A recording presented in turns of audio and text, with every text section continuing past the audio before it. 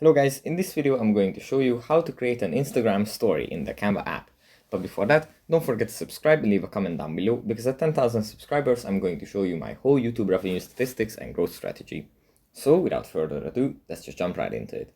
First we have to open up the Canva app, and here it opens up in the home menu where we have our project, and in the bottom bar here we find the plus icon.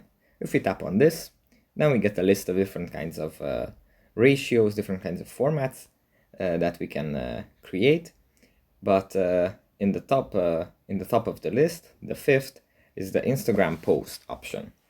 If we tap on this, then we are going to get a ratio and get a format in which we can create an Instagram story.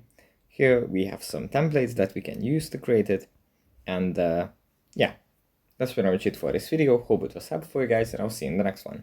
Bye.